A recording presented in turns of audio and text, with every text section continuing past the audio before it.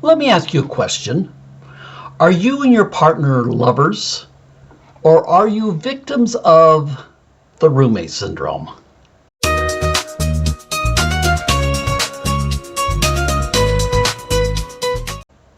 Now, I don't know where you are in your relationship.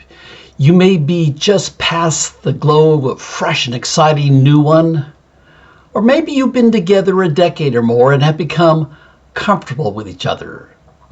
Yet, honestly, you sense the relationship isn't alive like it used to be, and now you're concerned. Well, it's possible you're in or headed for what's known as the roommate syndrome. And yes, that is something that is real. I'm Robert Beagle with Romance Alive, and this is part one of the two-part series on the roommate syndrome. Now here in part one, I'm going to introduce you to the concept of the roommate syndrome and talk about the symptoms and the warning signs your relationship could be headed for or possibly has already landed in this relationship desert. Now, after viewing this video, I highly recommend watching part two of the roommate syndrome. This one's entitled Escape and Renewal. And there I'll be discussing ways you and your partner can extricate yourself from the roommate syndrome and create an exceptional relationship. So let's get started. Let me ask you a question. Actually, it's a series of questions, but do any of these sound familiar to you? You and your partner have separate, well-defined, and non-overlapping responsibilities. Work and or children, they seem to consume every waking hour.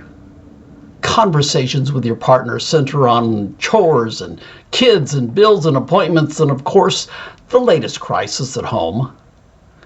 Displays of affection are maybe a quick peck on the cheek as you run out the door for work or your taxi mom or taxi dad responsibilities. You no longer, shall we say, make love. Instead, you seem to just endure the infrequent servicing of your partner. Intimacy and romance, well, they've been replaced by logistics and responsibilities.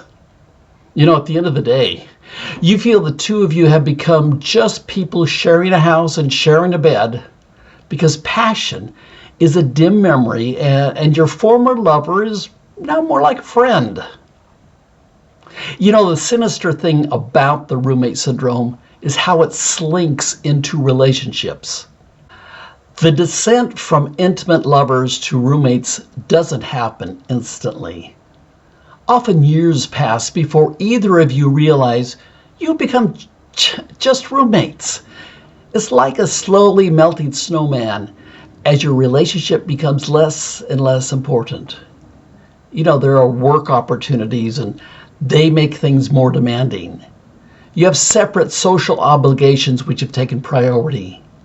Shared friends and interests seem to fade, and conversations, well, they center on what needs to be done.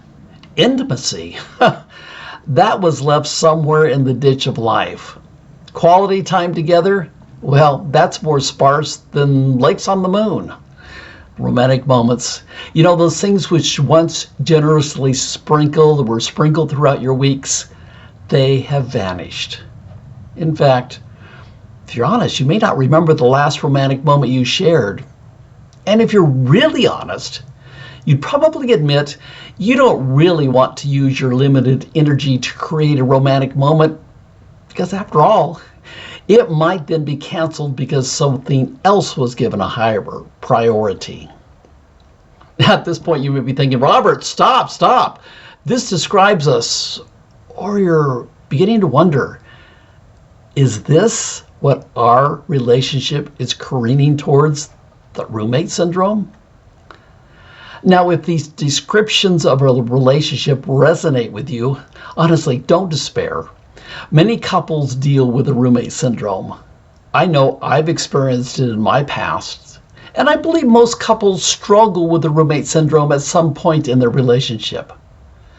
But let me assure you of this. Your relationship can be revived.